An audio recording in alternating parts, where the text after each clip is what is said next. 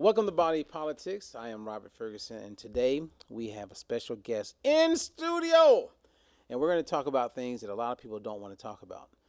And at the end of the day, the reason why we're talking about it on Body Politics is because this show is about you becoming informed and aware of certain information that once you are aware of it and you have that knowledge, you can make wise decisions for your own personal health. And we're going to talk about sex. Let's talk about sex, baby. Right? You got the right person on, Robert. All right. Now, Don, I know you have all these degrees. You're a doctor of your space and what you're good at. But before we dive into all this cool information we're going to be sharing, give a little bit of background so that people understand that what you're sharing is not coming from a person who just learned about this from reading Style magazine. Right? Or, experiencing all of it. Right, exactly. Well, I'll leave that up to the audience's discretion. Okay. So background education Okay, and background your official education. title. So, officially, I'm a clinical sexologist, but I have a master's degree in marriage, family, child therapy. I have a BA in speech communications, and I have certifications in clinical sexology. I've worked at psychiatric hospitals, group homes. I did interior design for couples, so it kind of got me interested in sex when I was working with couples, and they would say to me, hey, can you kind of make my bedroom intimate or sexy?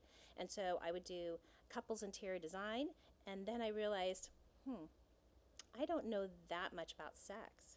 I was a marriage therapist at the time. So I thought, let me go get my PhD in human sexuality and let me get my certification in clinical sexology. Okay. So is there a certain title, like once you have all of that you, like are you a sex therapist, sexologist? Like what, I mean, you know what I mean? Like what would be, is there a title for someone with your advanced knowledge and understanding as it pertains to relationships and sex? Well, this is the difficult part because, yes, I could say I'm a sex therapist, but then I have the some medical training too, which is the clinical sexology. So it's kind of hard to say exactly what it is because I'm in a very specialized field. And I'm also a hormone specialist, and my late husband was a medical doctor, and we had a practice called Sexual Health and Wellness that we did together. So it's kind of a combination of sexual health, psychology, marriage therapy, and a lot of humor involved. Okay. So I want to just cut right to it. Okay.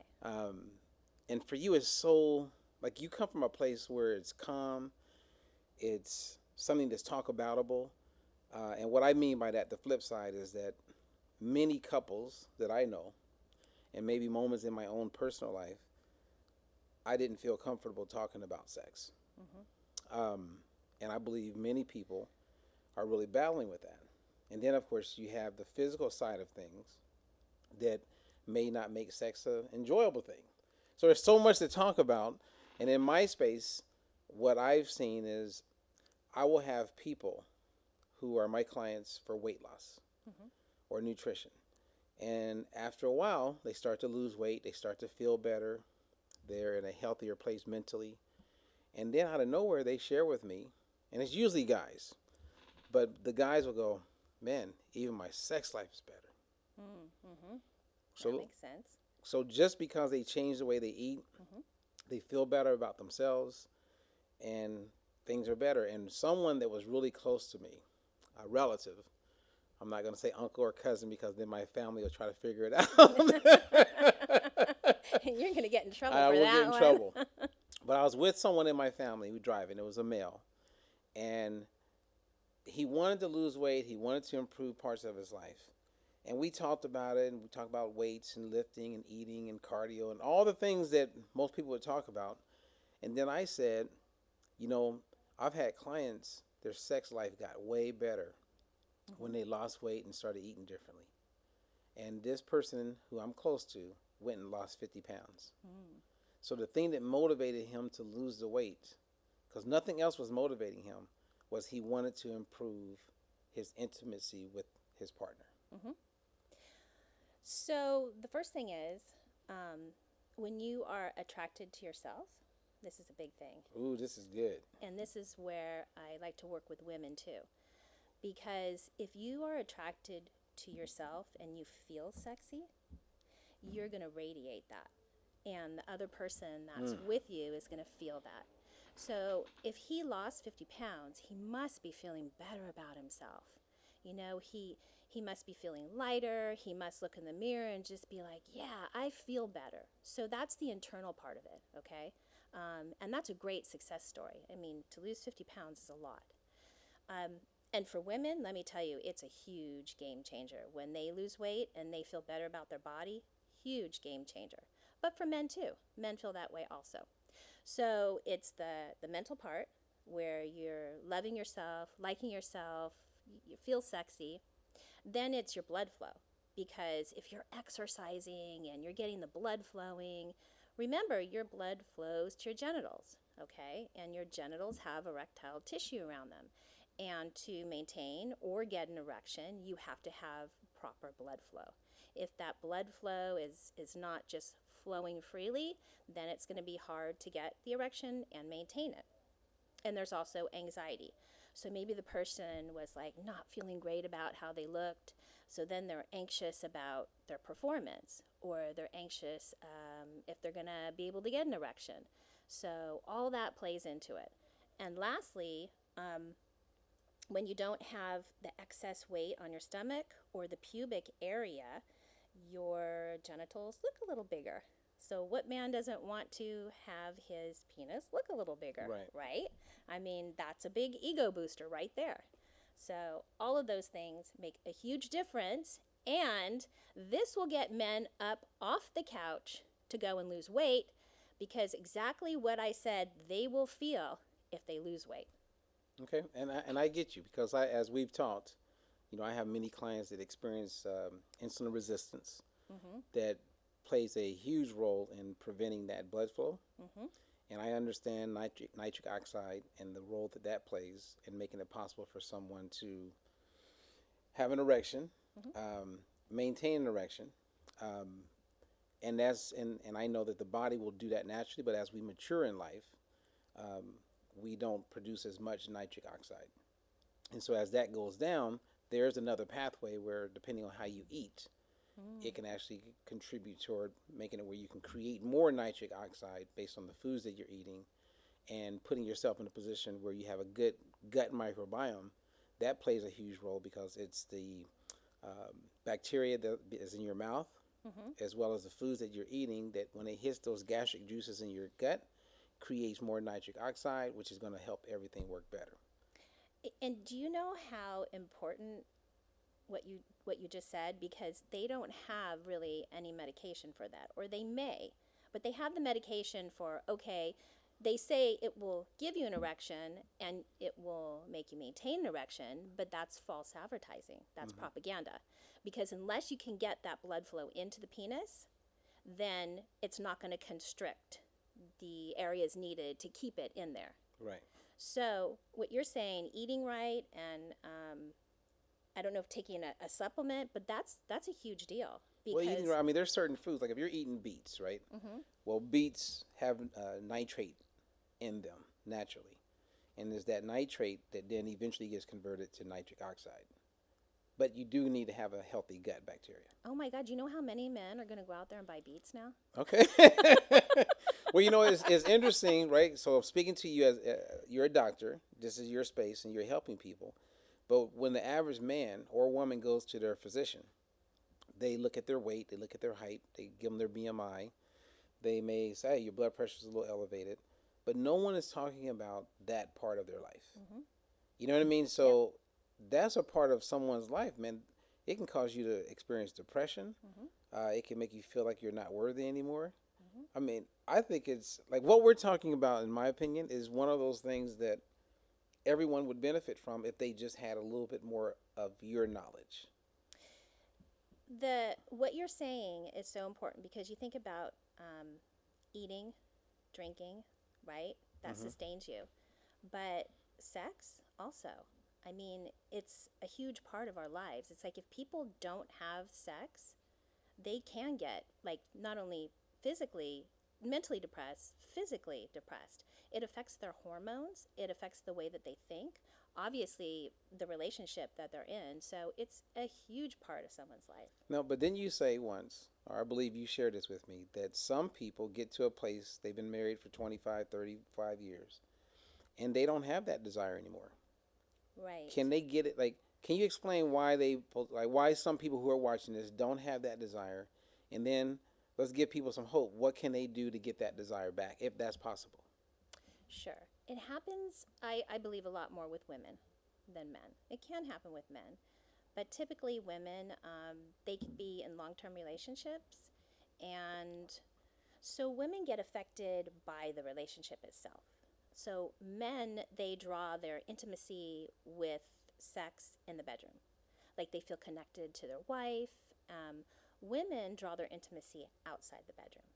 And if they're continually fighting or she starts feeling resentful of her husband, really resentment is huge, and then loses respect for him, loses respect for the relationship. And then women typically don't masturbate as much as men do when they get into a marriage or long-term relationship. It is an issue. I tell women all the time. I'm like, if you're not having regular sex and you're not masturbating, you're not regulating your own hormones, and the muscle is going to get loose. And so when you do finally have an orgasm, you're really not even going to feel it because, and they don't do Kegel exercises to, get the muscle that I can never pronounce it correctly, but it's, anyway, it's a particular muscle that when you have orgasms, it contracts. And so the more orgasms you have, the more you're going to want them, the more you're going to want to have sex. So if you're not masturbating, you're resenting your husband, you have no respect for him, you're not really interested in the relationship. And then there's the issue with hormones, okay? Because if you're not masturbating, you're not orgasming, and women don't know this, it can affect your hormones. It can make it so that they are not regulated, and women nowadays are either taking the pill or they're taking some kind of supplement. So birth control pills early on messes with women's sex drive later on in life. They won't tell you that, but it's a fact. I mean, I've seen it. Also, when you get older and you go through menopause, so on and so forth, if you're not using it, then you have more of a chance of your body not wanting it anymore, especially if you're not really interested with your husband. So it's not so uncommon. And the problem with that... But how do you get that? Can you get it back? Well, okay. This is the problem, and I say this to women, because they say, I don't want it. I have no sexual desire. I don't care. I've had sex with my husband for the past 20, 30 years. I've had enough sex. We're in our 50s or 60s or 70s, and I'm done. The problem with that is you are married to another person who isn't done. They're not done, and you are their sole sexual partner. So what are they supposed to do?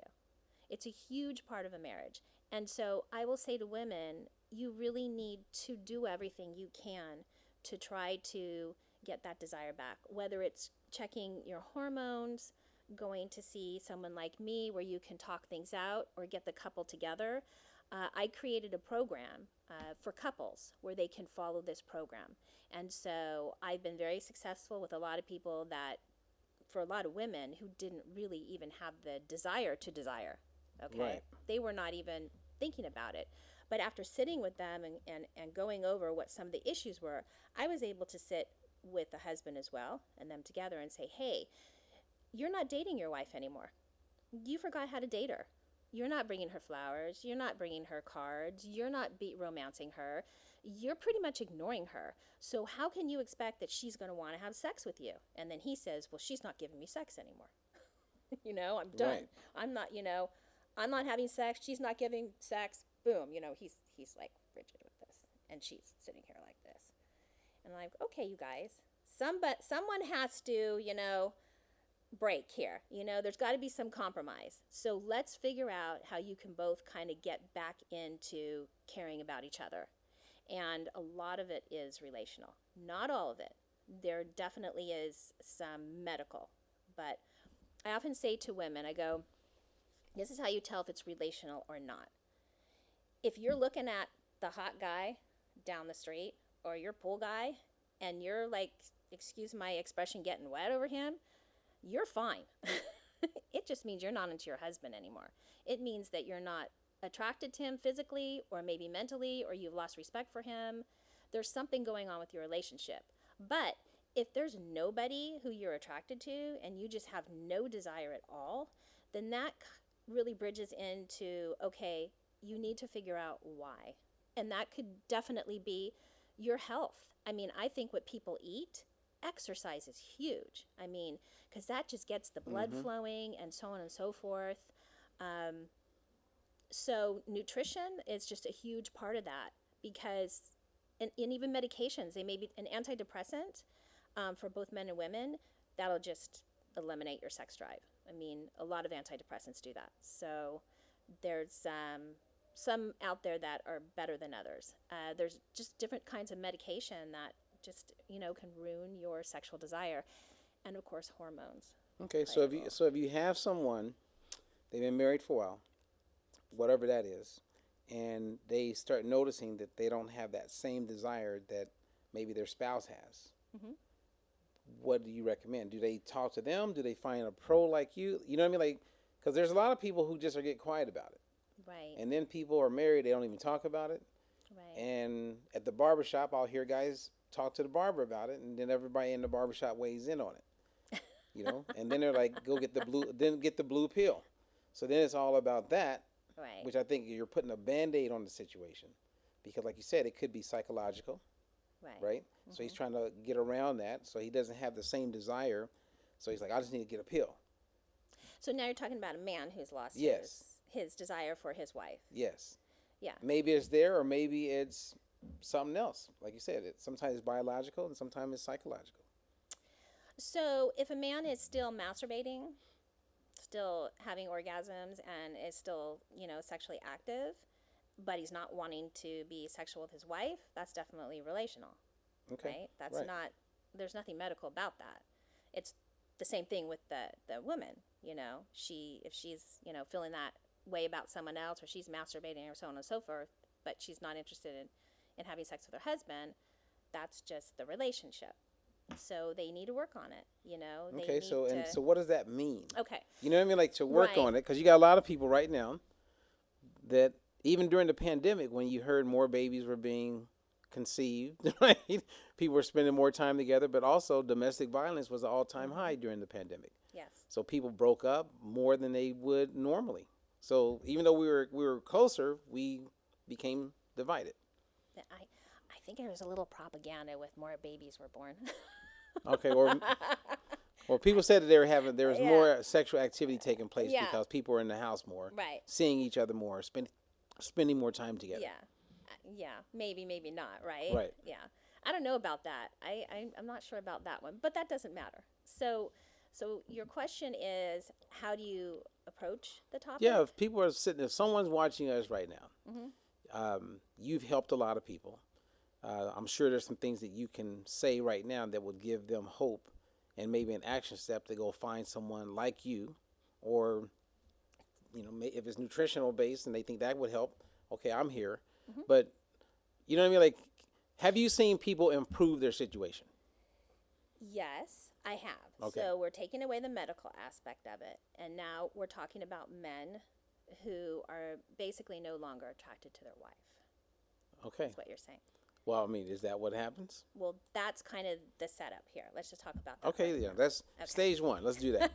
So that's a good one, right? So Yeah. someone's married. They don't want to get a divorce. They got a whole bunch of properties together. They got kids. They have a life. He does love her, but he just has no interest sexually with her. Okay, so he really needs to come in and talk to someone like me. Okay. And I would sit down with him, and I would go over his sex history, and I would, make him comfortable, and he would tell me, what is it? Like, what is it about the relationship with your wife where you're not attracted to her? Is it that she's emasculating you, perhaps? Or she's turned into your mother, and it's this parent-child relationship where she's constantly putting you down, Okay, well, I'm just nagging going to you. throw it out there. We have to come back to emasculating. Because that's definitely one I want to talk about. Because Okay. there's a lot of women, Mm-hmm. and maybe men, I don't know what you call that, but there's a lot of women, I see it all the time, who emasculate their man. Yes. And I talk to these men, and they start to lose respect and appreciation for these women. And they feel like they wake up one day and they're with their mom. Mm-hmm. Mm-hmm. Right. But anyway, Yeah. sorry to interrupt. No, but you know what? And how attractive is that? It's not. Not at all. It's not. So that's the parent. That's called a parent-child relationship in a parent-parent relationship. I'm in an adult relationship Okay. where you have this person acting like, or a teacher, whatever you want to call it, or a parent, and the other person is lower down. They're being talked at. You know, they're being ridiculed, yelled at, made to feel less than, not respected. One of the most difficult things in a relationship is really if you lose respect for your spouse. That's a hard one. It's hard to get it back. Mm-hmm. It's difficult. It really depends on why they lost respect, but that is a difficult one. Let's see what else. And can we? All right. So I'm going to share with you what I believe emasculating, or what that is. Okay. I feel that a guy gets into the car with his wife, and they're going to go somewhere. And the guy jumps in. He's driving, and he decides to get off and take the side road to their favorite restaurant. And then she is very quick to say, "Why are you taking the side road? It's way faster if we took the freeway." I even though everybody will say that's there's nothing wrong with that, I find that's emasculating to me, because he's driving. Why does she feel it's important to like say that your way is the wrong way and I would have done it this way? So you have to look. Boom. You have to. No, you have to look at the. You have to look at the relationship as a whole, because So you wouldn't say that's emasculating? I would not, and I'll tell you why. Okay. I'll tell you why. That person who's treating the other person that way, it's not emasculating. She somehow has lost respect for her husband. And that also, you can have respect and emasculate a person? No, she's lost respect. Okay, so it still would be emasculating. I guess it could come out to you that it was being emasculating. Right. Yes, I can see your point. But the bigger issue is that the two of you have probably lost respect for each other. So the emasculating, the way she's acting, is just a behavior. It's just acting out. It's not the real issue. The real issue is something's going on in the relationship that isn't good. She's feeling disrespected or has lost respect, and for her, it's she no longer trusts anything you do. She no longer trusts that you're going to get her to point B. She no longer trusts that you know how to drive. She no longer trusts anything that you're Right, doing. that you're going to, you say I'm going to be home at 6 for dinner. She's past it. She's past it. She's like, I'm done. I don't trust this person anymore, and then her behavior is the emasculating. Wow. When I was doing work in counseling, I remember, met many couples going through it as I was being mentored by what I call a master counselor. And after a while, you could tell my energy, I would pick up who was going to make it and who wasn't. Mm-hmm. And there, at one point, the counselor that I was being trained by, she would ask them that magic question: do you want to make this work? Mm-hmm. And sometimes you would hear the woman go, absolutely. Mm-hmm. And when she turned to the husband, well, and I was like, yeah, this ain't gonna work. Right. Like, no, you're right. Because Yeah. Whereas like if they both came in, Right. and she says, you guys want to make this work? Oh, that's why we're here, and we're willing to. We're putting it down. 100%. Rarely did I see that. It was always one was kind of into it, the other one was away. And you could tell when they sat on the couch, right? There's always that cool couch where one would sit far over there and the other one's way over there. They're not even touching. But then I saw after a while, the ones who were making it work, every time I would come and I would see them on the couch, they were a little closer each and every time. And eventually, they brought it back together and it worked out. Right. they were both invested in the relationship, right? So it's just like being invested in a business, in a friendship. You invest your time, your energy into that person. And if you're getting a good return, you're going to continue to invest in that relationship. If you're not getting a good return, time after time after time, at some point, you're going to stop investing in that relationship. And that happens in marriages all the time. Okay, so what are 3 things that people can do? Like right now, let's say you have a couple. They're not really talking. They coexist. They're roommates. They've been together for a long time. Maybe they're not having intimacy that way. What could each person, 3 things each person could start doing, like today, that would help move them in a direction that could eventually bring them together? Well, And I know that's putting you on the spot because no, everybody's it's not different. at all. It's not at all putting me on the spot. You said bringing them together, but the reality is that that's not even, that would be the goal, but that's not the reality in many situations. So what you said in the beginning is the first thing that the other person has to ask. Do you want to be in this relationship? Okay, so they could ask, let's say it was me and I'm with Sheila, and so I'm driving by myself. I go, do I want to make this work? And if I answer to myself, damn right, I want to make it work. Now what? You ask Sheila, do you want to make this work? Well, she may go, what are you talking about? We're good. Right? Okay. A lot of people will say that. Well, then you have to say, I'm not good.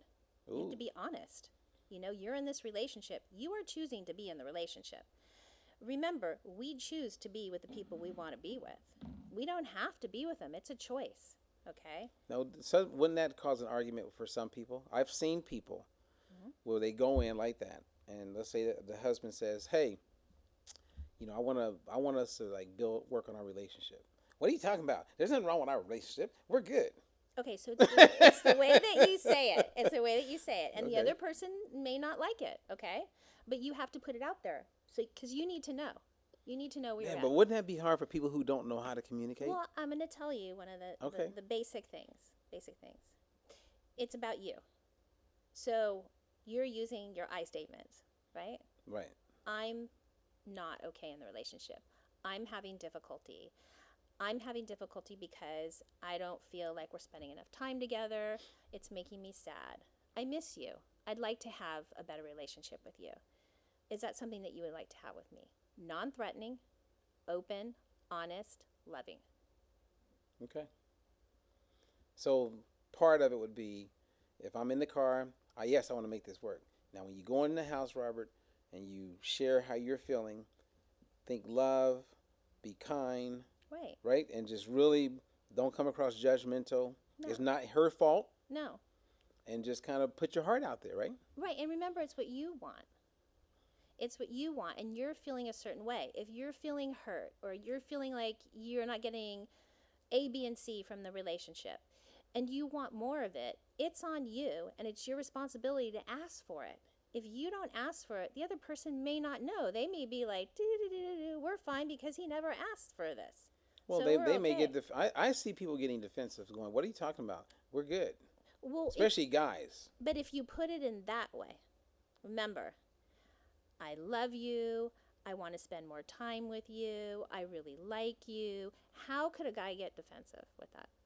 Right? So I'll be like, where are you going with this?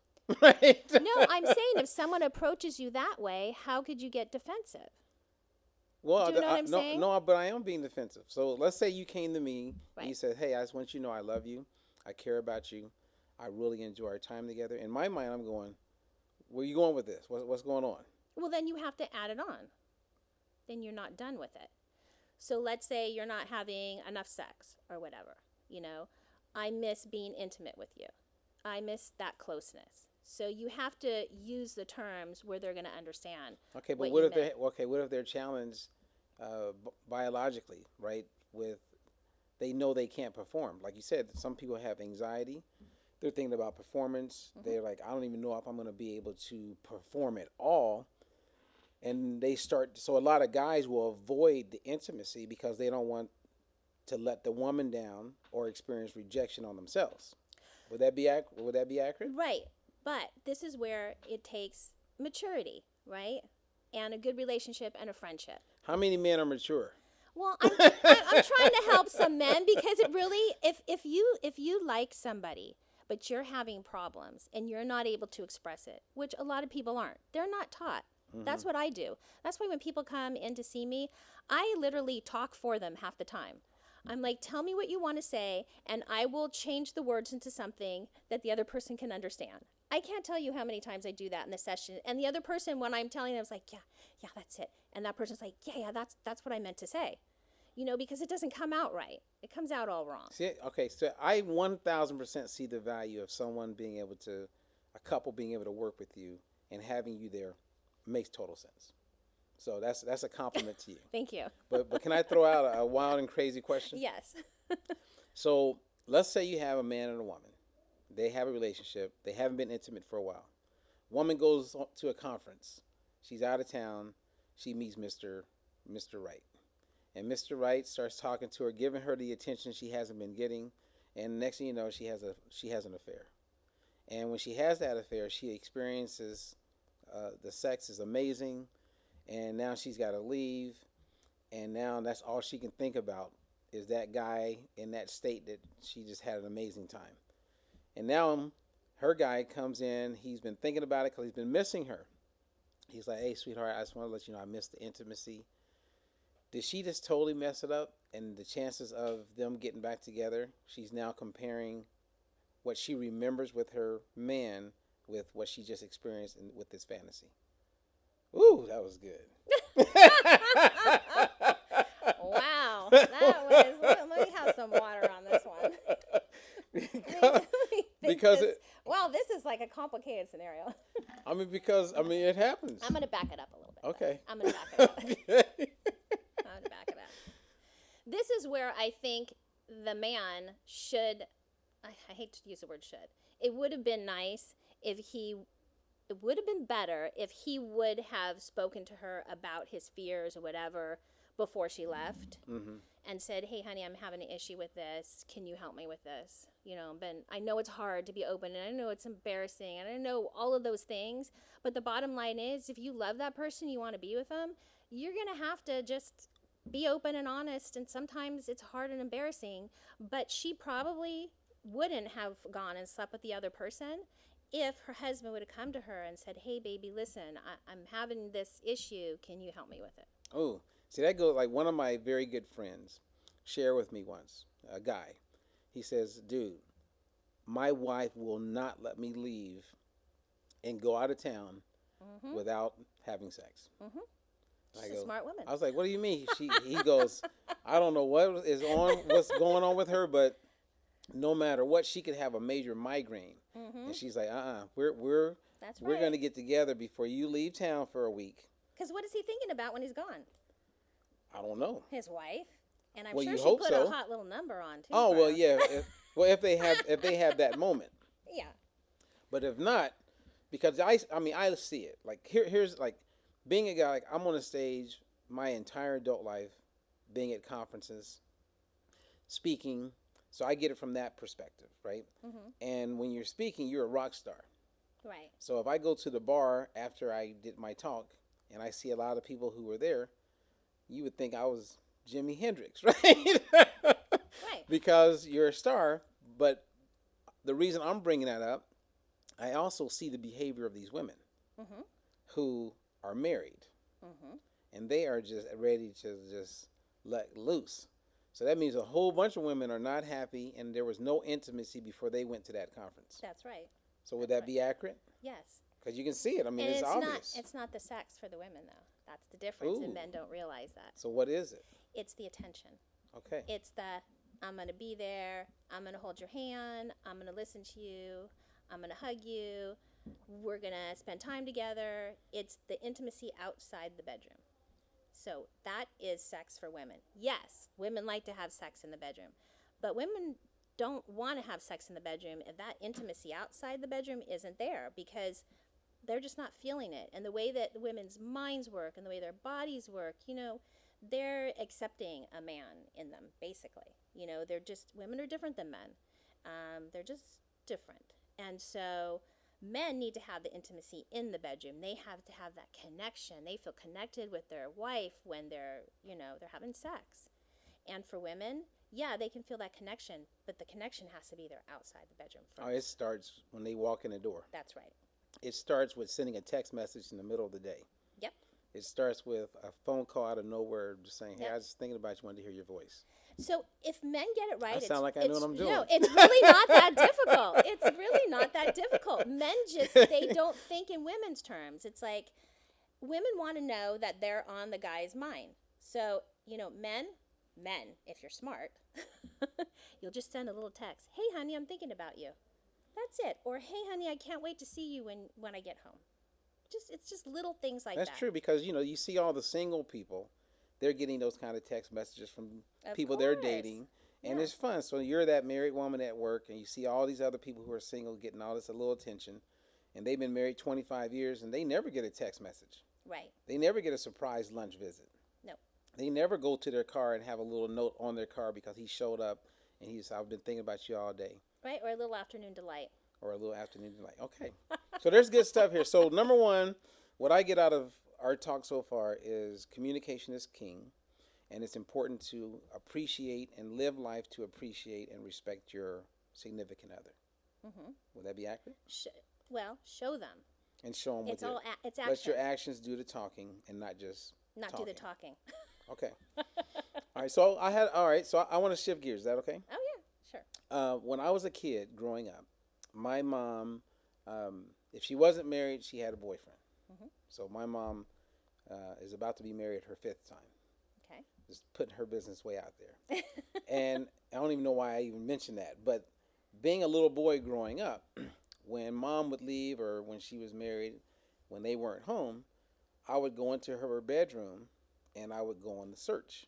I'm looking for Playboys. Mm-hmm. I'm looking for any kind of magazine that would, little boys are looking for. And I look at today's world where on every device, these kids have full access to like dynamic, 3-dimensional, not a magazine where you're imagining what's behind that bra. They can see it all. Is that going to be a negative thing? You know what I mean? Like, is that? You know where I'm going with that? Oh yeah. I guess can we talk about it a little bit, and then I'd like to talk about what we can do to help these young people growing up that have access to all those visuals. It's a huge problem. I mean, I saw men in their 20s, a lot of men in their 20s, who had major sexual confusion, fetishes, sexual dysfunction, and mostly men, but I believe it happens to women too. They just don't come in as often as men do. And it was due to watching porn at a young age because literally they're being fed somebody else's idea of what sex is, okay? And they would never see what they're seeing on their phone in real life. There's no opportunity that they would have unless they were in an abusive situation, what they're seeing. And let me tell you, the porn out there is not the porn of 20, 30 years ago. It is violent. It is graphic. It's confusing, and when you mix a lot of adrenaline with a young person that's going through puberty and all the hormones, it could really lock in certain behaviors, and it can stay with people for the rest of their lives if they don't deal with it, and it's a very serious situation. Wow. I can only imagine because I was thinking about that literally the other day when I was thinking about sitting down talking to you.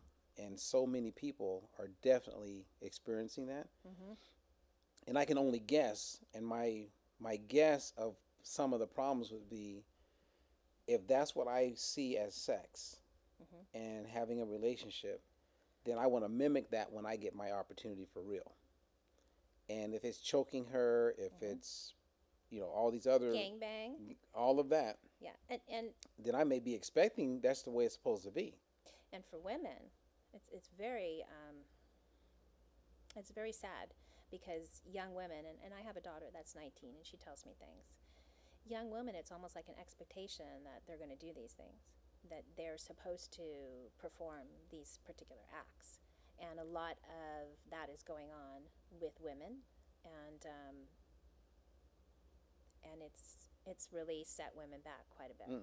And wouldn't it also set? So let's say you're some young kid, you're watching porn, Mm-hmm. and maybe this young boy, when he looks at the size of these men, Mm-hmm.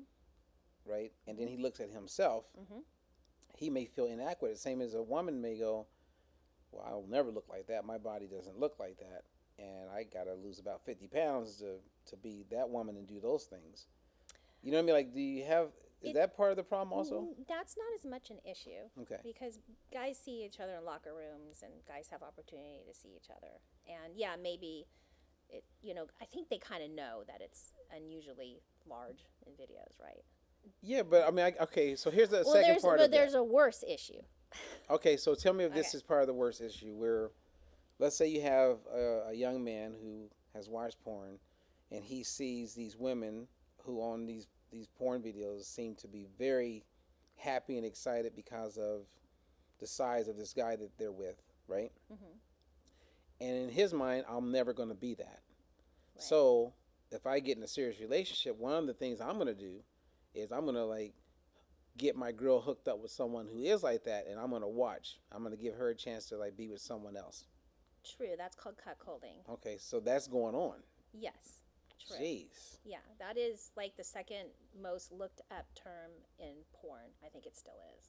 Okay. Yeah. Yeah, that was a new term I learned a few years ago. It's a little more extreme than that. I mean, it's really complicated. It's not. I mean, there's a lot more to that. Okay. That's not really what they're going to do if they have that situation so much. There's some bisexuality involved. There could be some submissiveness involved. There's other things involved in cuckolding. Jeez. Besides size, it's a very it's a mental thing. It's like a game, not a game, but like advanced sexuality for some people. I don't know how else to put it. It's complicated. I mean, it's so complicated because Yeah. not long ago when I went into the Marine Corps, Yeah. we have the Uniform Code of Military Justice, the UCMJ. And in the UCMJ, I used to like one of my jobs was making sure it was in order, making sure it was up to date. All the changes as edits came, I would implement it. So I became pretty knowledgeable of the laws or the codes in the military. And one of the codes is that you can't have anal sex. Mm-hmm. And I heard stories from some of the old guys, right, when I was 18, 19 years old, that said someone had anal sex with their wife and they left the drape or the curtains open, Mm-hmm. and some kid saw it. It was reported, and that person got prosecuted. Mm-hmm. Mm-hmm. Like, that's like a law, Mm. right? So it's like, I don't know, it just makes me think, like, and I thought that was crazy, but yet now with Chuck holding or whatever that's called, Cuckolding. cuckolding. But now, you bringing that part up, what do you think teenagers are doing? What are they doing? That instead of vaginal sex? Because They that's can't get not having, pregnant. They can't get pregnant. and so that's And it's acceptable in porn, and so a lot of teenagers are doing that. And, it could be a problem. Someone could get really hurt from doing it. And going back to another issue, jeez. yeah, I mean, this could be depressing. I know, that's why. Yeah, we want this to be uplifting. I know. When we get to that point, what's going on with teenagers and young people, things need to change. I mean, they really do. I mean, the porn is for young people. They shouldn't be watching it, and it causes sexual confusion. And that was something I was just going to bring up. Is many of my clients, you would be surprised. Many of my clients are straight, but are aroused by a male penis, and I've written articles about it. I've done videos on this. And it's because their adrenaline and their arousal at a young age, watching that, there becomes an attraction. They are making the video so that it attracts men to a penis, just the penis itself, and they become fixated on it, and they are attracted to that, and they are very confused because then they think that they're gay. And I have to say to them, no, that's an act. It's a sexual act. We need to break it up. And then it could go into them not feeling like a man anymore because they're so down on themselves. And you can see where now society is like anything goes. Let's just give them hormones. Let's just cut off their penis. Let's just do all this stuff. Well, they don't even do therapy to go back to say, hey, maybe they have some arousal confusion, you know? And how did it start? Oh, it started from porn where somebody has purposely made a video where they're making that penis attractive to young men watching it. They know exactly what they're doing. They're hooking them in, and then they have these problems. And I cannot tell you how many men I have counseled, with this problem. Wow. Okay, so I'm not gonna go political. Okay. But I do want to make a statement, and that is, you see this fight between the left and the right, and everybody else in between, about freedom of speech. Mm-hmm. And it seems that one side is blocking people from their freedom of speech because it's not in agreement with what they believe. Mm-hmm. Whereas to me, real freedom of speech, you and I could totally disagree and go out to eat. Absolutely. I have no problem with disagreeing with someone. It won't even affect anything. Have your own thoughts. I got my thoughts. But there's another side that, no, if you disagree, we can't talk again. Right. We can't be friends. Right. So I bring that up because porn in this internet world we live in is very easily accessible, and it's part of freedom of speech. Right? I mean, isn't that what protects it? Because you have the freedom to be on the web. Yeah, we do have laws in place where you have to be a certain age. I believe that there's a lot of laws that are being broken with underage people performing things that are happening that shouldn't be happening. A lot of porn that really should be more regulated. I don't believe in regulation. I really don't, but when it comes to kids and underage kids, they shouldn't have access to porn. I'm not talking about adults. I do believe that children should not be exposed to porn. It's a form of grooming. And I think as a society, we have a responsibility to make sure that our kids are not watching porn.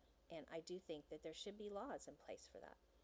Well, my kids, who are 14 and 12, two girls, they have access to the internet at any time. Now, I guess there's some apps that I could look into that could block them from having access to certain things, right? But then they can go get on my computer and have full access to everything.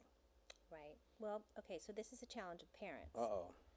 Now, my daughter came to me when she was in 8th grade. She came home because we have a very, very open relationship when it comes to talking about sex. Like, you can tell me anything. I will not get mad at you. You can ask me any question you want. I am an open book. I want to help you. She came home. She says, Mom, there is some boys in the bathroom. They were in the girls' bathroom. They were watching porn. I saw it on their phone. They're, like, making rude remarks, crude remarks, so on and so forth. And I said, hey, let's sit down and let's really have a conversation about what porn is and how it affects your mind, and really got into it with her, that it's not necessarily good, and everything that I just been saying here. Like, you need to sit down and have that conversation with your kids. You're with your teens. You really need to sit down and say, hey, this is why it's not good. Let me explain to you why Well, it's that's not kind of tough, Don, because, and I'm not saying, I agree with you and it makes total sense. But some parents don't even know how to have a talk about the birds and the bees. I agree with you. And now we're going to jump past that and let's just go right to porn. I agree. Right. I agree.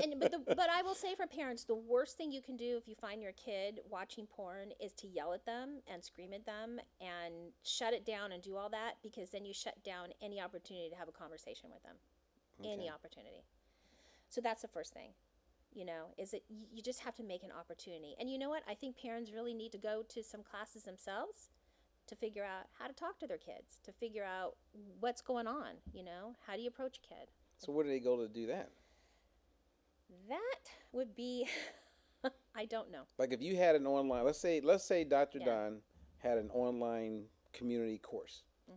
And right now, I guarantee people watching this would go to your online community, so that they could be in a private conversation or a private community Mm-hmm. to learn about how to communicate with kids. Right. But we don't. We need more people like you to make these things available, because who else is going to do it? You know, unfortunately, a lot of people in my industry are not looking at this as a problem. They're like, "Hey, try everything. Be what you can be. You know, it's okay to do transgender story time. It's okay to have, you know, these intense sex conversations to 6-year-old and 5-year-olds." Well, I don't think most parents agree with that. So that part of my field, I don't know what happened to those people, because they weren't like that 10 years ago. They really weren't. So this whole political thing, it's just changed people in a really weird direction. We need to protect our kids. We have to protect our kids. And yeah, it would be great if I could put this all together right now, because I definitely could help parents. I definitely could. It's not something that I've thought about, but you know, why Okay, not? so is there hypocrisy here? Meaning, daddy watches porn, and a 13-year-old boy could go on daddy's tablet, go on daddy's phone, go on daddy's computer, and they go to the history. Hmm. And daddy forgot to erase it. Hmm. And so now I can't watch porn, but dad, you can. There's some hypocrisy here. Not really. No? No, Okay. there's not. Number one, kid, why are you going through my stuff? Okay. Maybe you gave it to them to go through it. So, but if they went through it, it's like, hey, we need to talk about that. But again, opportunity right there to talk about porn. Right. Okay. So you say to your kid, I'm an adult. You know, I'm an adult. I've had adult relationships, and my brain is developed. I've actually experienced things in life. And so for me, this is just whatever. I get off on it. It's no big deal. I don't know how you want to say it particularly. Maybe you even want to say, you know, I'm a little embarrassed. Maybe I shouldn't be doing it. You know, maybe it's not good for me. And just sit down and have an open conversation. Like maybe this is time for dad to stop watching it, because it really is. It does affect your mind, and it affects the way that a person has sex. Okay, so do you think it's healthy for men to watch porn who are in a relationship? Ooh. What does Dr. Don have to say about that? If you're having great sexual relationships with your spouse, and occasionally you want to watch porn, and it's not hurting anyone, and it's not taken away from the relationship, whatever, you know. Right. But if the porn starts to interfere with the marriage and the relationship, then it is a problem. See, I just had a conversation with someone about that the other day in the barbershop.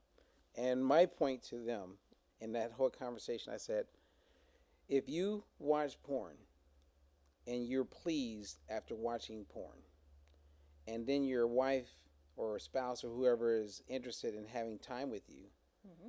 but because you already have taken care of yourself, Mm-hmm. you don't have that drive or interest in being with them. You just cheated them out of intimacy. Right. So then porn, it's definitely backfired. It wasn't helpful. Exactly. Okay. Yep. But if you can have your porn, and as soon as she says, "I'm waiting, baby," then and you're running in there, then okay, I guess it's all good. And you know what happens with men? If they're having really great sexual relations with their wife, and they're doing it often, and it's fun and it's exciting, the porn isn't that exciting. It's not as exciting as being with a real person. And a lot of men tell me that. They tell me that straight out. They're like, if I had more exciting, I'd rather have more exciting sex with my wife if she was interested. But she's not. Then we have to talk about why. But they would rather be with somebody, you know, like Right. another person. It's exciting. It's fun, rather than just looking at a screen. Okay. All right. Well, I have 5 questions that I want to ask you. Okay. I have 5. All right, fine. But before we go there, because they're out there a little bit. Okay. But, you know, it's questions that people like me, and I'm sure other people would love me to ask someone with your experience. Sometimes just as shock value to see how you respond to it. Well, I haven't shocked you yet, which, you know. Okay, well, do Maybe I you have a can. question for? Hey, I mean, No, I won't put you on the spot there. which hey, I mean, I've learned a lot from you. I mean, even years ago when I interviewed the first time, and we had a great conversation, and then as a friend, just talking to you, it's always very, like, I'm the kind of person that I will push back. Mm-hmm. You know, if I'm not in agreement with you, Oh, yeah. I have my own opinion. Yeah. And I like that about you. That's good. but when we've talked about in this genre, when I wasn't thinking a certain way that was in alignment with you, you share that information in a way with enough resources and clarity, it just makes sense. Then I shift. And then I became better at understanding a different point of view that made me a better person. You know what I mean? Like, and I feel like in the world of nutrition, I do that with my clients all the time. Oh, absolutely. They're thinking one thing about nutrition, and I get them to look at it differently. They go, and it's fun because we both have our gifts. Right. Well, we both have a background in psychology. Right. You know, Which, and we studied the human mind and human emotion, and you know how to talk to people, and that's half the battle is trying to explain something to someone in a way where you're not putting them on the defensive, and you're just very open about it, and you have a great sense of humor too. You laugh at things. yeah. When I talk about sex, But I am divorced twice. So somewhere. oh, well, that doesn't make me the expert because I've had many relationships. So, Okay. you know my background. Right. I've been divorced twice, and unfortunately, my last relationship, which was a great relationship, I finally got it right. My husband passed away. Right. So, that's life. But I have learned a lot along the way. A lot. I know what works for me, and I know the type of person that I need to be with. I've really, really dug deep in my soul and figured out, what do I want, And I tell that to people all the time. Get clarity on what you want. If you don't know what you want, then how do you know you're picking the right person? Right. So. Or wouldn't that be also the same if we're talking intimacy, sexuality, if you don't know what you want, then you don't really know what you're missing. Right? What do you mean by that? Well, I mean, think about the couple that met when they were 20. Okay. And maybe she's only been with one other person, and now they've been together 25 years. So what is normal to her has been experienced between her and her second and only partner her entire life. I mean, is there, how do you, you know what I mean? Because I think, all right, the reason why I'm saying that is that I have a husband and wife who are dear friends of mine. She's never been with anyone but him. They're married 20 years, and they're only in their early 40s. She decides that she wants to break up because she feels like, I'm getting older. Our kids now are out of the house. I feel like I'm missing something. So he was crushed. She goes out, and she starts dating, blah, blah, blah. And he eventually wakes up, meets someone else, falls madly in love, and then she realizes, I think I made a mistake. And she goes back to him, and he's like, I'm sorry, sweetheart, but I'm happy now, and I'm moving on. And she's now devastated. And I've had to talk to both of them. But she made that move based on the fact that she thought she was missing something. And the only thing that I could gather to help understand why she got to that place was she has a girlfriend who wasn't married, who kept saying, girl, you need to get out. You just don't know what you're missing. Yep. And so that seed was planted, and next thing you know, she went out and ventured, and it didn't work out the way she thought. I've seen that happen So- before. It's very sad. So this does happen. Yes, it's very sad. It's like those are some of the wonderful relationships that make it, till old age because they're with each other, they love each other.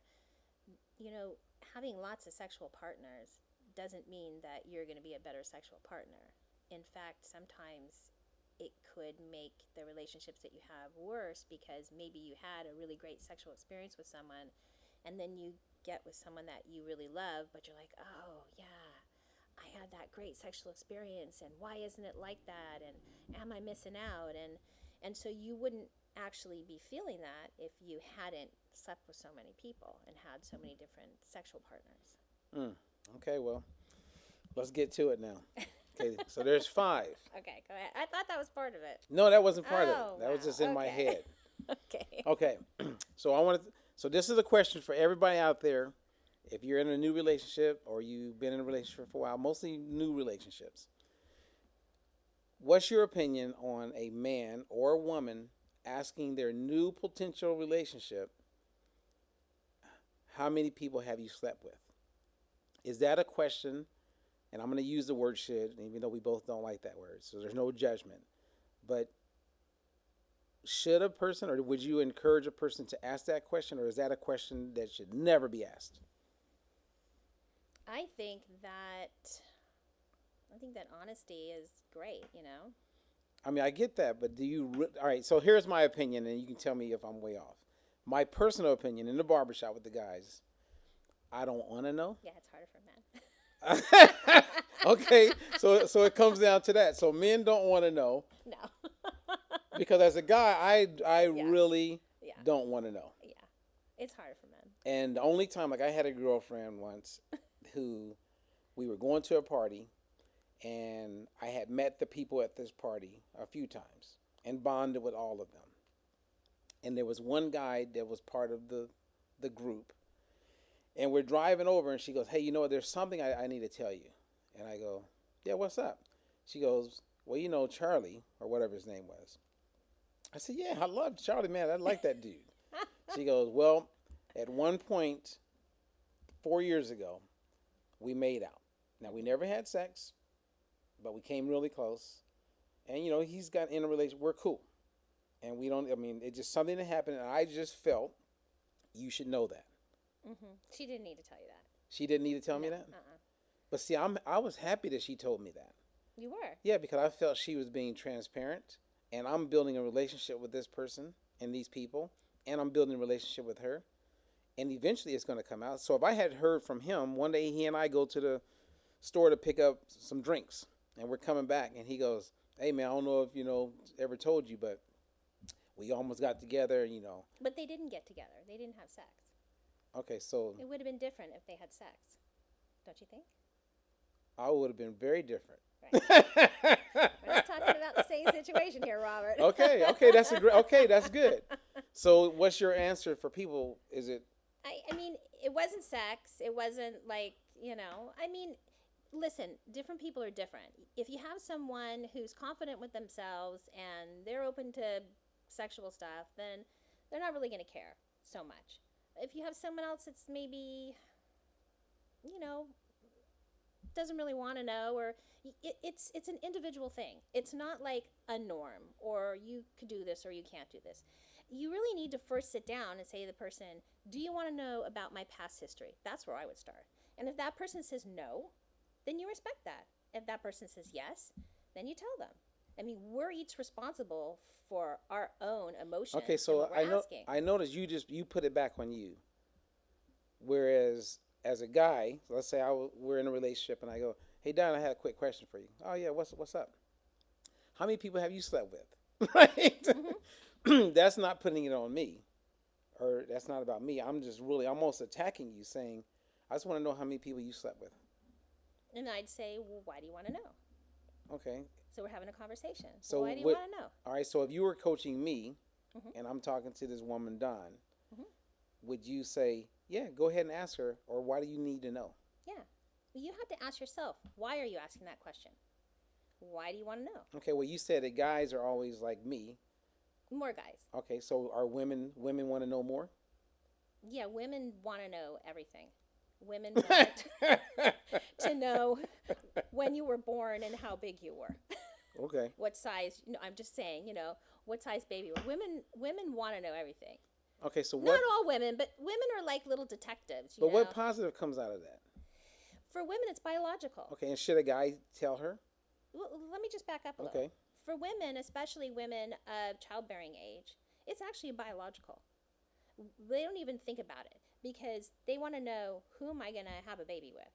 Okay? So for them, is this person going to protect me? Are they going to protect my baby? It's not something they even think about. It's just something that they're wired. Again, this is biology, and we can't take biology out of it. So for them, they need to know about the person they're with, because they're going to, potentially they can have a baby with them, right? Mm-hmm. Even if they're not, it's still like wired in women. Not so much in men. Okay. It's not so much in men. All right. I mean, I don't know if we really answered that, but I guess it like it comes down to the person, Yeah. and it's just being okay with. Yeah, there isn't a concrete answer. Because There I don't isn't know a if I would concrete. like I really would not want to tell the woman. I really wouldn't. So does that make me not good? No, Or it's just your personal choice. so now that's going to be in her head forever. Not necessarily. Because if you're having a mature conversation, let's say we're talking, it's like I don't want to say this because like what's the reason? Like Okay. you have to explain why. And if it makes sense, it's like, "Oh, okay. Well, that's why they don't want to say it." Right? Okay. Because it comes up. I think it's one of those things that No, it's a good question. like It's a people. good question. I mean, I don't know if I would. I'll say, do you really want to know? No, it'd be like, "Why do you want to know?" Okay, so Yeah, so like- role play. So I go. So why do you want to know? Because I want to know if you've had any transmittable diseases. So why don't you just ask me if I've had any diseases? Okay, have you? No. Okay. So I want to know because I want to know how you please the person or what kind of, You're asking the wrong person. Okay. Because I'm like an open book. I'm like, you ask me, I'll tell you. But, Oh, then that could just kill a guy's ego. well, they shouldn't ask me. Exactly. But you know what I mean? Like you go, oh, yes, I have been with. Last time I actually sat down with my girlfriends, I was 37, and 8 were black, 4 were Asian. I mean, it's like, Come on, I was married a lot, so I really wasn't out there that much. but you know what I mean? Like, Yeah. so if a guy asks that question, Right. then I'm opening up Pandora's box. But it would depend on the guy. Like, I wouldn't just go tell people my sex life. And I want to know, like, why do you want to know? Like, Right. why do you want to know? How are we going to be better off if I Yeah. share with you? Right. What is the benefit of it? And if you come up with a good thing and it's like, you've convinced me, I'll be, okay. And also, I'm convinced that you're going to be okay with what I'm telling you. Mm-hmm. Like, are they going to be okay with that? Okay. Or is that going to set them off? And every time they're going to have sex with me, they're going to think about, oh, this person and this person. Okay. So you ready for number 2? Okay, go ahead. Number 2 is, would you recommend or is it okay, would you advise a man or a woman, and I'm thinking mostly men, who ask this question, like, is this a stupid question to ask? They've been intimate with their partner, and we're talking man-woman right now. I mean, I know there's a lot of other things we could, different genders, whatever, but in this situation, Yeah. would you advise a man to look at the woman after they've had sex and he says, hey, did you orgasm? Should a man ever ask a woman if she's orgasm? Sure. Really? Yeah, I think so. I do. And this came up in the barbershop also. I do. And I because- said, my advice was, man should never ask. Why? Well, one, you would think he would have known, or it would have been obvious. Not necessarily. Okay, and I get that. So even when I said it, I was like, I wish I could pull it back. But I would ask it a different way, though. oh, I wouldn't say. everybody, we can't wait to hear. I wouldn't say, "Oh, did you have an orgasm?" If you don't know, if she had one or not, if she's not moaning, or you don't know her well enough, and you don't feel the contractions, or you just don't know because a lot of men don't know. Right. You might say, something like, "Hey, I'm curious. How do you normally have orgasms, or what do you like? What position do you like, or what makes you feel the best?" Just kind of ask a little more into it. Okay. And women are more apt to answer it, and it might really help because it would be opening up a conversation. Because they may go, you didn't feel that? So I think you're right in the fact that maybe the direct question isn't good. Okay. But I certainly think that it's okay to talk about it, but you have to do it in a way that it's like exchanging information, conversation. Okay. Yeah, that's one that will help a lot of people. Yeah. Okay. Yeah. So I feel like that was. Thank you for that because. And I will tell women, I say to women all the time, I say, if you're faking an orgasm with a guy, that's not doing anything for you or your relationship, because it feels really good to have an orgasm. And quite frankly, when you have an orgasm as a woman, then you release oxytocin, you release all of these hormones and everything that makes you feel closer to the guy. If you're having intercourse and you don't have an orgasm, it's actually, you're going to feel anti towards the guy. You're not going to want to have sex with him again. You're actually going to have negative feelings towards that person if you don't climax. A lot of women don't realize that. They're doing a serious injustice to themselves and to the relationship. Okay, well that's a great setup for the third question. Okay. And the third question is It's more of like I'm just curious because I've heard women have I've been in many conversations where sex comes up and people start talking, and I once listened to a group of women talk about this, and that is they never orgasm. Mm. And my thought went to the mindset saying, are you thinking about grocery shopping? Are you thinking about the kids, what you got to do next week? Are you thinking about you got to pay your mortgage and your title money? Like, what's sometimes it's a psychological thing, even though you're with someone, Mm-hmm. that you're not fully present. Mm-hmm. Mm-hmm. And that was my part A. And then the flip side of that, I shared with the women. I was the only guy in this conversation. And like, You're a brave man, Robert. well, I was going, mentally, because I've seen it. I've seen women are thinking about they have so much that they're handling in the house and stuff Mm-hmm. in their head, and they can't be present. And then, you know, are you thinking about that person who you're with, and you're more focused on them, and you don't know how to be selfish in a positive way to be thinking about you, Mm-hmm. right? Because I've heard my mom and sister and other women, I've been around them too. I was raised around women, and I've heard many times, oh, I got mine, Mm-hmm. right? Well, it's not selfish. I hope you got yours. It's not selfish, actually, because if you're with a guy and he's not able to please you, then he's going to feel like he can't please you. He's going to think there's something wrong with him, especially if it's a relationship, Right. you know. So you want to be able to show that he pleased you. That turns him on even more. It's like, oh, I pleased my woman and she's happy, you know. Denying that from a man and denying that for yourself is selfish. So it's the other way around. Okay. It's not being self-loving, you know. It's and so the problem is really it's not one answer. Okay, Okay. there's many reasons, and one of them I already talked about. It's that the relationship is not happening outside the bedroom. Okay, so she may not be feeling love towards her husband. She may not be feeling respect. She may feel like she doesn't want to open herself up to being intimate with him, which is a huge thing. So think about it. If she has that orgasm, it means she's going to connect with him emotionally, physically, her soul, everything. This is number 4, Don. You ready? Mm-hmm. Yeah. So I have a husband and wife friend of mine, Mm-hmm. and they're going to watch this. And I'm doing what I can to help them. They love each other. But from an intimacy standpoint, that's lacking. And she says it's because of his odor. Like he never smells good. Mm-hmm. And she just can't get into it. And I asked her, I said, well, did you tell him that? And she's like, yes, I've told him all kind of different ways. And I said, well, maybe make it part of the ritual where he takes a shower before you guys have intimacy.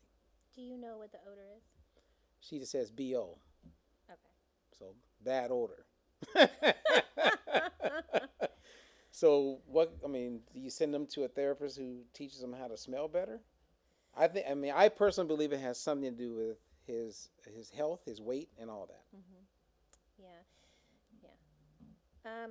That's a tough one because you're also talking about pheromones too, to a certain extent. Mm. And yeah, that's a difficult one. I mean, yeah, of course, take a shower before you have sex, have great hygiene, so on and so forth. But if they're having sex and then he still has an odor that's bothering her, then it could be what he's eating, his health. That's a big indication. Or it could be the pheromones. She's not attracted to his pheromones anymore. You know, there's So is there something you can do to find out or to get your pheromones checked? That's a complicated question, and because it's friends of yours, I don't think I want to go into the whole idea of that because it could be some other issues going on in the relationship. Okay. But you started out with that they love each other, so the first thing I would do for him is, I mean, if he is showering and all that stuff, and then it's the odor while they're having sex, and it's something new or something that's just been happening, definitely it could be health related. Absolutely. Okay. Well, that's it. Like you said, that's a tough one. Okay, so my fifth question has to do with toys and relationship. Mm-hmm. Have you seen, like, with all the people you've counseled, when it comes to their sexual relationship, is bringing toys like vibrators and stuff like that into the bedroom a more of a positive, or have you seen it be more of a negative? Um, we're talking about a heterosexual relationship. Yeah, Let's just man, leave woman. it. Yeah. Okay. Um, Woman with a uterus and a man who doesn't have a uterus. That's how I define it. so the toys. So if let's say a woman is only able to have an orgasm through the use of her toy, that can make it so that there's not that intimacy where they're just sharing, the relationship, where he's actually able to get her off, him with his hands or his penis or his mouth or whatever he's doing. But if it isn't bothering him and it's not bothering her, then I would just leave it alone. If the toy becomes an issue, then the toy is an issue. So, Because it's are you usually, saying it shouldn't be a surprise?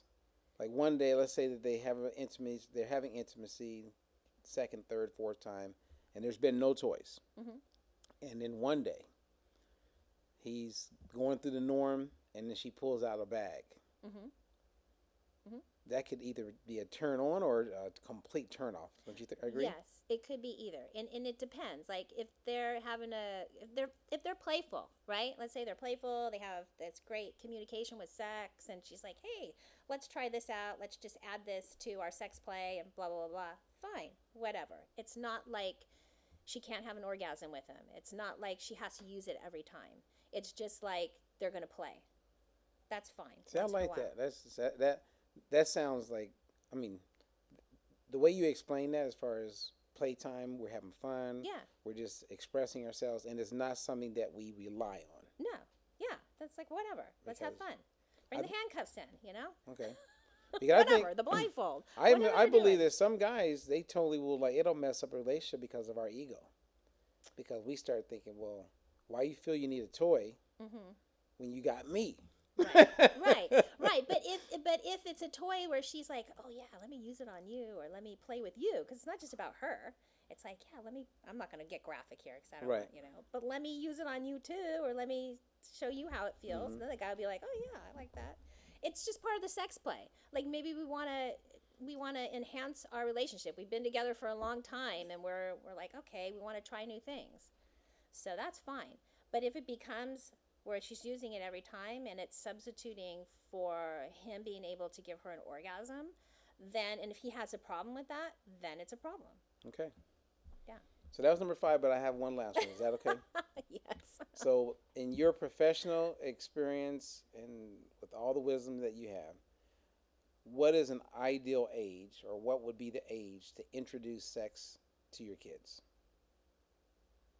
You start from early on, and it's not called sex. Okay. It's just called using the right body terms. This is your vagina, this is your penis. So they get comfortable with the proper terms. And then you talk about it in a way that is just very relaxed, and age appropriate. It has to be age appropriate. So you just think about age appropriate things. And if they ask you a question, because kids are very inquisitive, just answer them. Don't go on and on. Parents make the mistake of going on explaining things. Remember, they're children. They don't know. Children are not sexual. I mean, they don't have that desire. They're just exploring their bodies. Mhm. And even when they're touching themselves and stuff, it's just like rubbing their nose or, rubbing their hair. They're just exploring, and it feels good in different areas. That's why they stick their finger up their nose. People get all like crazy with it. Just think of it in those terms. It's their body. They're exploring it. And you just answer questions that way as they mature. Well, thank you, Don. You're welcome.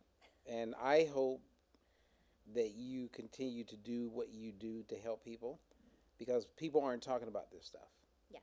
And I would love to have you back and talk about other parts as it pertains to our body 'Cause I know you have a lot to share and you have a lot to say that would be helpful to people.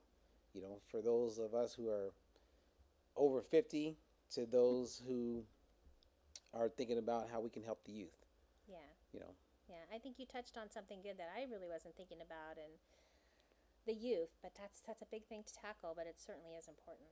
Well, I mean, as you see in the world of politics, I know. there's a big movement to introduce. There's one group of people who feel like we should be talking to kids at 6 years old about what gender they're going to go with. Which I can tell you right now, if my daughter had come home and said, "Daddy, I'm this or that" at 5 or 6, I mean, that would have been news. I would have been on the news. Yeah. Yeah. Well, that's for another discussion. I have a lot to say on that. Okay, I really do. So that'll be the one that we do next time. Deal? Yeah. Sounds good. Okay. Sounds good. Thank you. Thank you. It was great. It was great questions. Okay. Great questions, Robert. Until the next one. Okay.